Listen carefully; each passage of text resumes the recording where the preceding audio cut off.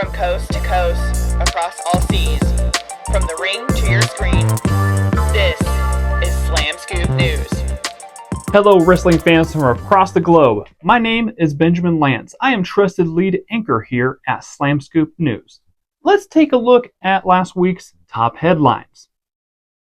This week's episode of Monday Night Raw kicked off with CM Punk slowly making his way out to the ramp to address the WWE Universe. The Second City Saint is banged up following his victory over Drew McIntyre in their Hell in a Cell match from Bad Blood, and he's going to have to go recuperate. The finale of this heartfelt segment was interrupted by Seth Rollins, who blew past Punk to take his spot in the center of the ring. Rollins rubbed some salt in Punk's many wounds, wishing Punk well and a speedy recovery, just so Seth can permanently retire his ass for good.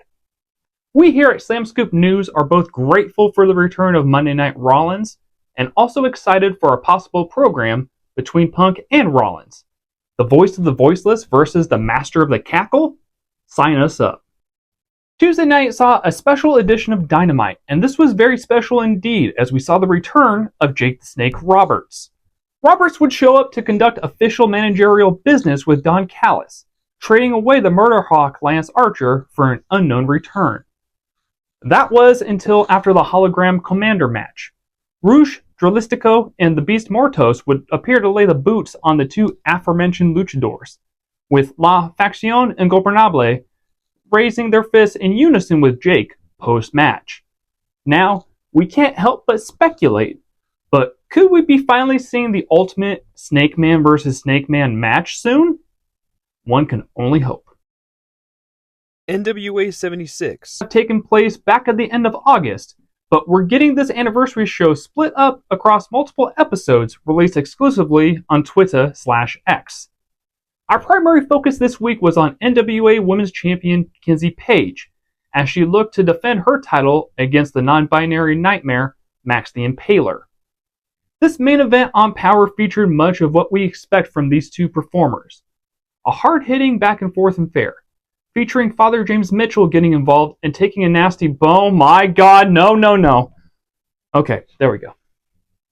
Ultimately, it would take 3 Kenzie cutters to keep Max down for the 3 count.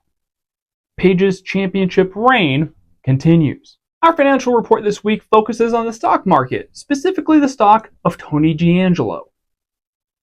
In a stunning turn of events on this week's edition of NXT, Tony D'Angelo conquered both his inner demons and Obafemi to capture the NXT North American Championship. This victory marked a career-defining moment for the Don, whose recent crisis of confidence transformed into triumph through strategic brilliance and unwavering determination. The match itself reached a dramatic height when D'Angelo executed a devastating spinebuster through the commentary desk.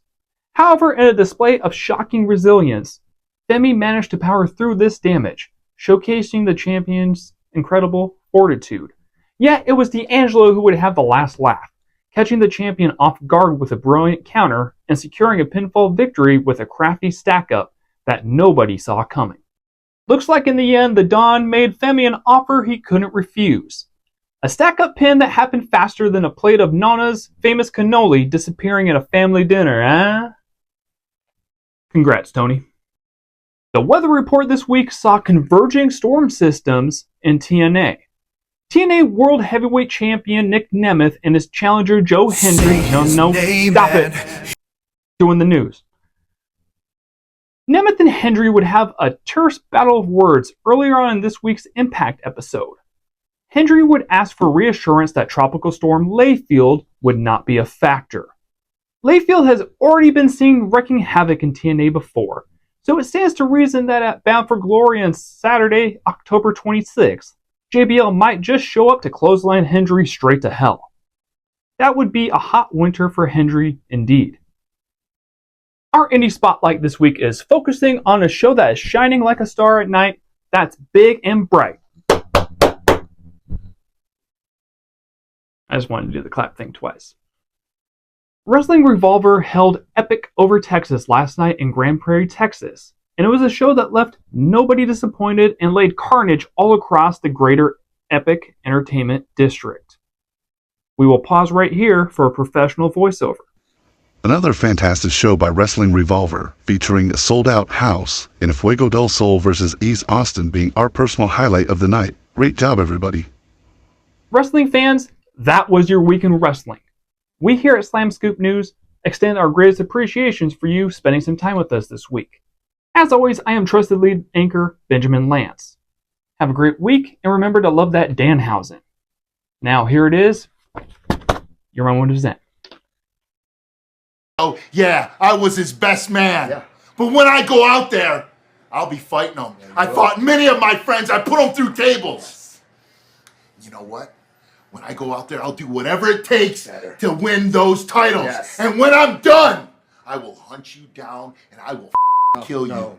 I will end you. I will do it right now if you don't get out of my locker room.